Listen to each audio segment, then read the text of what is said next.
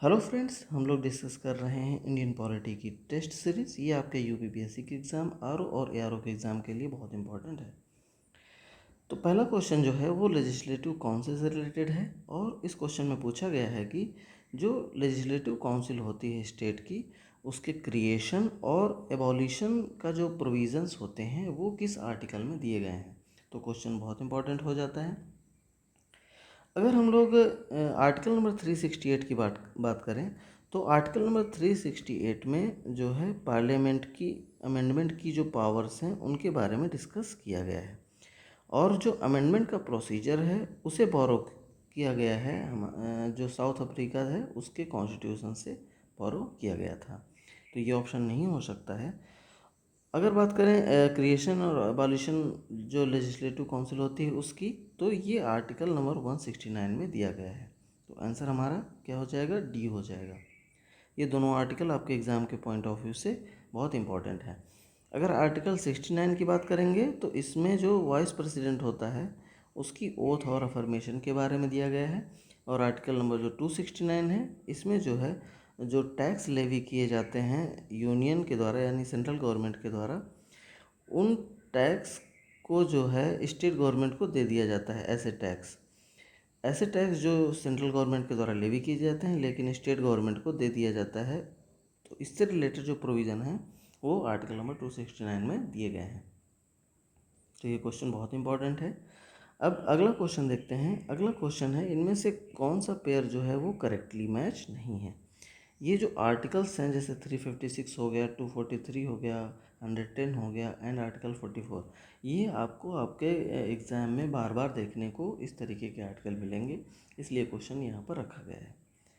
तो जो पहला है, अगर हमें बताना है कि करेक्टली मैच कौन सा नहीं है, तो हम अगर आर्टिकल नंबर 356 की बात करेंगे तो ये आर्टिकल आता है इमरजेंसी प्रोविज़न में। ठीक है, इमरजेंसी जो प्रोविज़न है हमारे कॉन्स्टिट्यूशन में, उसमें आर्टिकल नंबर 356 जो है आता है। बहुत सारे प्रोविज़न हैं, इसमें से एक 356 है। तो जो आर्टिकल 356 है तो वो प्रेसिडेंट रूल से रिलेटेड है स्टेट्स में, तो ये हमारा पहला ऑप्शन सही हो जाता है। अगर आर्टिकल नंबर 110 की बात करें तो ये मनी बिल की बात करता है, ये भी बिल्कुल सही है। और आर्टिकल 44 की बात करें तो इसमें यूनिफॉर्म सिविल कोड के बारे में डिस्कशन किया गया है। ये जो आर्टिकल नंबर 44 है ये directive principle of state policies जो हैं डीपीएसपीज़ हैं, इसमें मेंशन किया गया है। अब अगर जुडिशियल रिव्यू की बात करें तो जुडिशियल रिव्यू जो है आर्टिकल नंबर 32 में डिस्कशन किया गया है, अगर सुप्रीम कोर्ट से रिलेटेड पूछा गया है तो। और जो है आर्टिकल नंबर 226 जो है वो हाई कोर्ट के जुडिशियल रिव्यू से रिलेटेड है। तो ये ऑप्शन हमारे यहाँ से क्या हो जाता है, करेक्टली मैच नहीं है। तो आंसर हमारे यहाँ से क्या हो जाएगा, बी हो जाएगा। तो अगर एक इम्पॉर्टेंट चीज़ और याद रख लीजिए, जो जुडिशियल रिव्यू का कॉन्सेप्ट है उसे जो है यूएसए के कॉन्स्टिट्यूशन से लिया गया है और ये फंडामेंटल राइट्स में आता है। ठीक है, तो आंसर हमारे यहाँ से क्या हो जाएगा, बी हो जाएगा। अब नेक्स्ट क्वेश्चन है, और भी बहुत कुछ डिस्कशन किया जा सकता है उन सब के बारे में, लेकिन बहुत लंबा हो जाएगा। अब अगला क्वेश्चन है, एजुकेशन जो सब्जेक्ट है वो किस लिस्ट में इंक्लूड है। तो जो एजुकेशन है उसे जो है हमारी कंकरेंट जो लिस्ट है उसमें रखा गया है।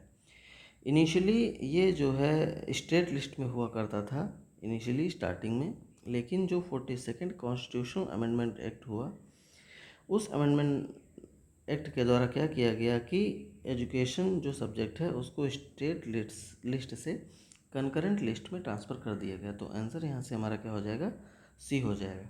अगर एडिशनल नॉलेज की बात करें तो हमारे जो कॉन्स्टिट्यूशन है उसमें 12 शेड्यूल जो हैं वो दिए गए हैं। इन 12 शेड्यूल में जो 7th शेड्यूल होता है वो जो है इनके डिवीज़न ऑफ पावर से रिलेटेड है, यानी कि पावर्स का डिवीज़न जो है स्टेट लिस्ट, यूनियन लिस्ट और कंकरेंट लिस्ट में जो है डिवाइड किया गया है। इसके अलावा अगर कंकरेंट लिस्ट की बात करेंगे तो इससे इसको लिया गया है, यानी इस जो कॉन्सेप्ट है कंकरेंट लिस्ट का उसको ऑस्ट्रेलिया के कॉन्स्टिट्यूशन से बोरो किया गया है। तो आंसर हमारे यहाँ से इस क्वेश्चन का क्या हो जाएगा, सी हो जाएगा। होप सो आप लोगों को सेशन अच्छा लगा होगा, नई चीज़ें आप लोगों ने सीखी होंगी। Thank you.